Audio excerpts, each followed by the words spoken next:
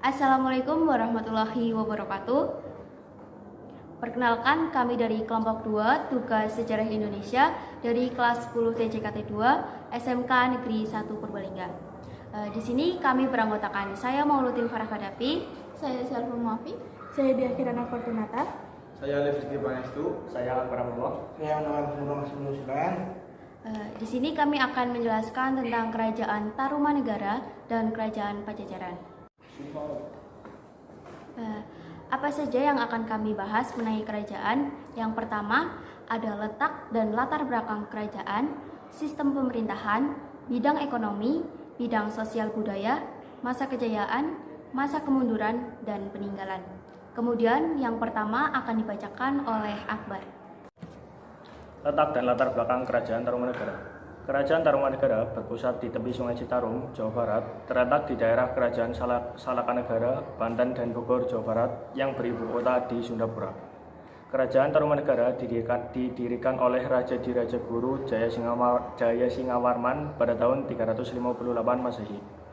Kerajaan ini adalah kelanjutan sejarah Kerajaan Salakanegara yang berdiri antara tahun 130 Masehi sampai 362 Masehi. Pada saat Kerajaan Tarumanegara terdiri diawali dengan pemindahan ibu kota negara dari Salakanegara ke Tarumanegara. Sedangkan Salakanegara menjadi kerajaan di daerah di bawah Kerajaan Tarumanegara. Sistem pemerintahan Kerajaan Tarumanegara. Pemerintahan dengan sistem monarki absolut pada Kerajaan Tarumanegara, yakni ketika raja yang berkuasa mengundurkan diri atau meninggal, maka yang menjadi pewaris tahta adalah putra mahkota yang telah diberikan kewenangan. Tidak boleh memilih orang yang berbeda darah, artinya bahwa harus memilih raja yang masih satu darah. Pada masa Kerajaan Tarumanegara terdiri dari 12 raja yang pernah berkuasa atau dinobatkan sebagai pemimpin kerajaan. Adapun ke-12 raja tersebut adalah sebagai berikut.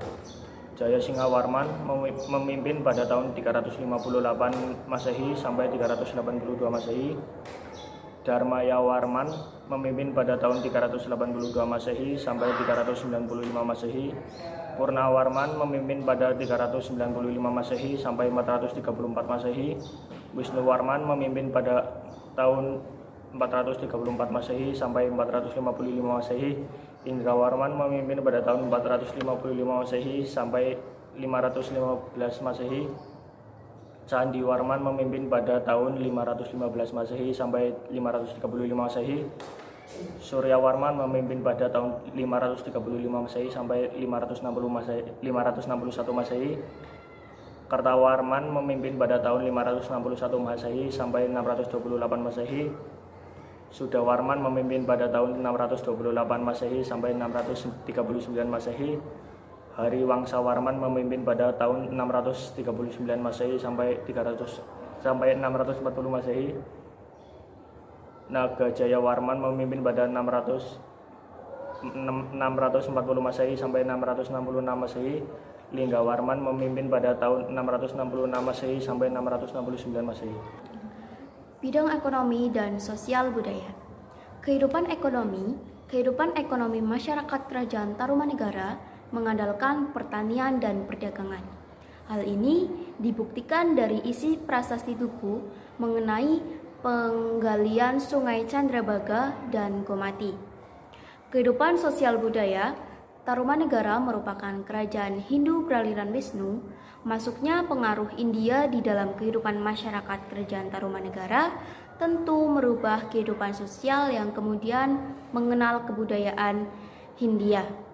Beberapa contoh pengaruhnya seperti mengenal bahasa, sastra, sistem dewa-dewi, upacara keagamaan, dan mitologi.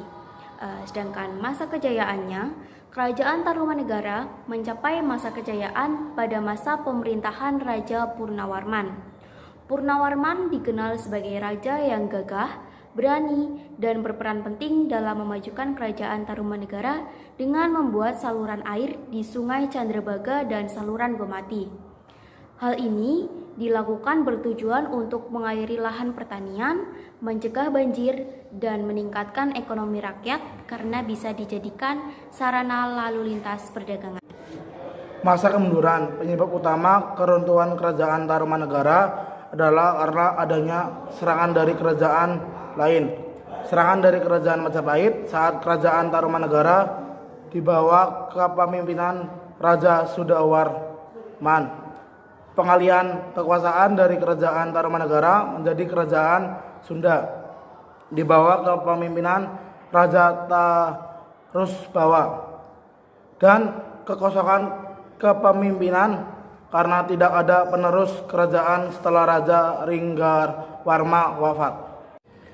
Peninggalan: 1. Prasasti Ciaruten, 2. Prasasti Kebon Kopi, 3. Prasasti Jambu, 4. Prasasti Pasir Awi, 5. Prasasti Muara Ciaten di dekat Bogor, 6. Prasasti Tugu di Jakarta Utara, 8. Prasasti Cidangyang di Padegalang, Banten. Next untuk Kerajaan Pajajaran. Letak dan latar belakang Kerajaan Pajajaran. Kerajaan Pajajaran merupakan kerajaan Hindu yang berdiri pada tahun 923 oleh Sri Jaya Bupati. Kerajaan yang terletaknya di wilayah Pakuan, Bogor, Jawa Barat, ini juga dikenal dengan Kerajaan Pakuan. Kerajaan Pajajaran merupakan gabungan dua kerajaan, yakni Kerajaan Sunda dan Kerajaan Galuh. Konon, kedua kerajaan ini hampir berperang setelah Raden Baribin dari Kerajaan Majapahit mengungsi ke Kerajaan Galuh. Raden Baribin diterima dengan baik oleh Kerajaan Galuh, Dewa Niskala. Raden Baribin ini memiliki salah satu anak dari Raja Dewan Niskala, yakni Ratna Ayu Kirana. Pernikahan ini menyulut amarah Raja Susuk Tunggal dari Kerajaan Sunda. Dewa Niskala dianggap melanggar aturan yang telah diterapkan setelah peristiwa bubar. Pertikaian kedua raja pun berhasil diredam oleh Jaya Dewata, anak dari Raja Dewa Niskala yang juga menantu dari Raja Susuk Tunggal. Jaya Dewata menamaikan dengan memberi syarat kedua raja harus turun tahta dengan menunjuk seseorang untuk meneruskan tahtanya. Raja Dewa Niskala dan Raja Susuk Tunggal sepakat menyerahkan tampuk kekuasaan kepada Jaya Dewata. Terpilihnya Jaya Dewata sebagai raja menandakan bersatunya kedua kerajaan tersebut. Jaya Dewata kemudian diberi gelar Sri Baduka Maharaja, atau lebih dikenal dengan Prabu Siliwangi, yang memerintah kerajaan Pajajaran pada 1482 hingga 1522 Masehi. Sistem pemerintahan Kerajaan Pajajaran. Semasa berdirinya, Kerajaan Pajajaran hanya diperintah oleh 6 raja sebelum akhirnya hancur. Keenam raja tersebut adalah sebagai berikut. Yang pertama ada Sri Baduka Maharaja atau Prabu Siliwangi, menjabat pada 1482 sampai 1521 Masehi. Yang kedua ada Surawisesa, menjabat pada 1521 sampai 1535 Masehi. Yang ketiga ada Ratu Dewata yang menjabat pada 1535 sampai 1543 Masehi. Yang keempat ada Ratu Sakti yang menjabat 1531 sampai 1551 Masehi. Yang kelima ada Ratu Nila Kendra yang menjabat pada 1551 sampai 1567 Masehi. Yang keenam ada Raga Mulya yang menjabat pada 1567 sampai 559 Masehi. Bidang ekonomi dan sosial budaya.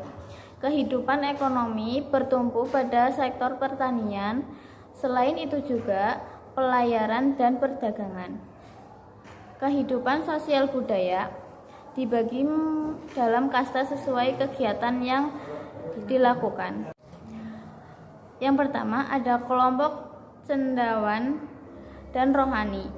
Adanya kemampuan di bidang tertentu, misalnya Brahmana yang mengetahui berbagai macam mantra. Yang kedua ada kelompok aparat pemerintahan, semisalnya Bayangkara yang bertugas menjaga keamanan. Yang ketiga ada kelompok ekonomi, orang-orang yang melakukan kegiatan ekonomi, contohnya pelukis, pedagang, dan lain sebagainya. Masa kejayaan. Mencapai kejayaan pada masa pemerintahan Sri Baduga Maharaja, pembangunan dilakukan menyangkut seluruh aspek kehidupan.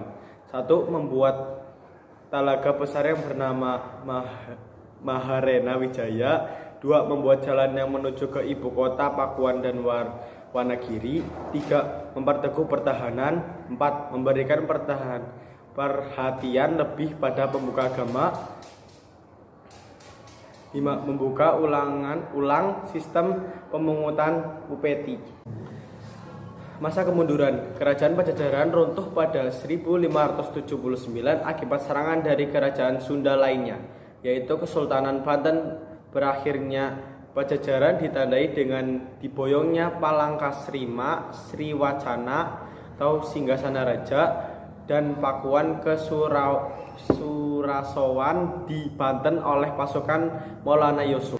Peninggalan Badat Pajajaran, Carita Payahyangan, Carita Warugaguru, Prasasti Batu Tulis, Prasasti Sanghyang Tapak Sukabumi, Prasasti Kawali Ciamis, Tugu Perjanjian Portugis, Taman Perburuan yang sekarang menjadi Kebun Raya Bogor, dan satu lagi Kitab Cerita Kidung Sundayan. Sekian video penjelasan dari kami, semoga bermanfaat. Kurang lebihnya mohon maaf. Wassalamualaikum warahmatullahi wabarakatuh.